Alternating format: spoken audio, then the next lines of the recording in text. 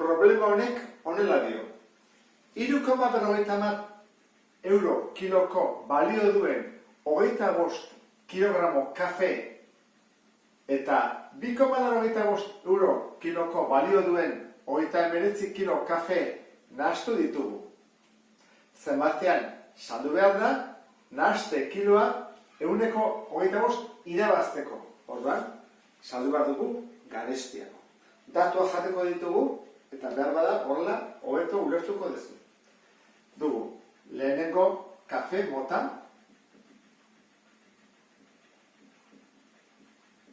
eta bigarren kafe mota.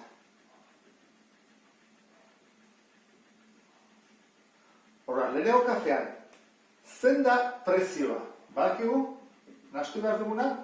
Bai, 3,50 euro kilo bakoitzeko. Eta zenbat kilo ditugu? 25 kilo.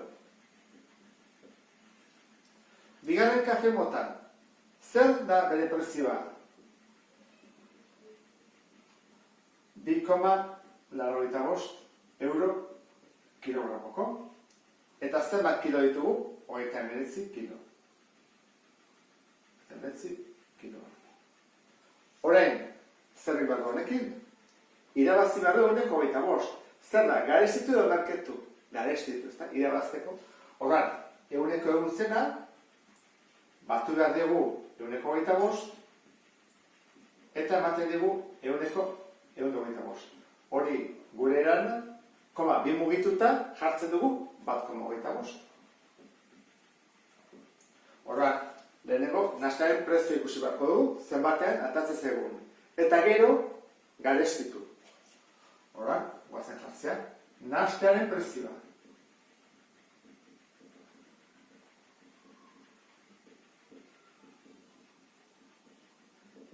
Az gaitezen. Euro guztiak kalkulatu ditugu. Lehenengo kafe mota ditugu 25 kilo eta bakoitza 3,50. Horra nahi bada, 25 bider 3,50.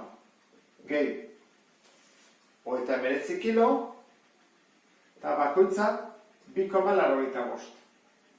Bakiz horrela, edo aldeantziz jarri daitekela, 3,50 bider 25. Eta gero behan, jarri baitugu kilogramo guztiak. Ditugu hemen 25 eta hemen 39. Horran, kalkulak egin batko ditugu.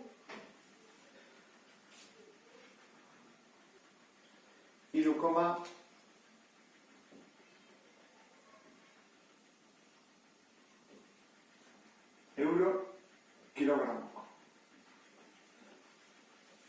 Altako ditzeuke, 3,10 berez, borobilduta. Baina, horrekoz horrela utziko du. Horren, goazen ikusteak, prezioa zenbatean gelditzen den. Hasieran eta bukaeran.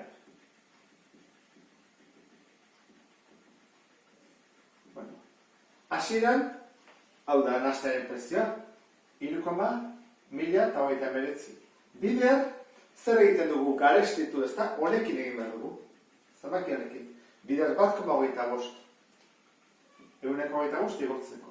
Eta atako zegu, bukaerako prezioa. 3,1029 bider 1,25.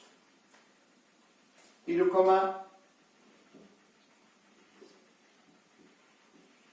hau, borobildu behar dugu. Koma eta gero, bi utzi behar dugu. Ezin dugulako saldu koma eta gero 3 martarrekin. Horra, borobilduta, prezioa izan behar da, 3, gure alde, 88 euro kiloko. Hau izan mazateken, prezioa, saldu behar duguna. Igo behar dugu, hemendik, honeta. Eta honekin, ulertu dezulakoan, beste bat arte, agur.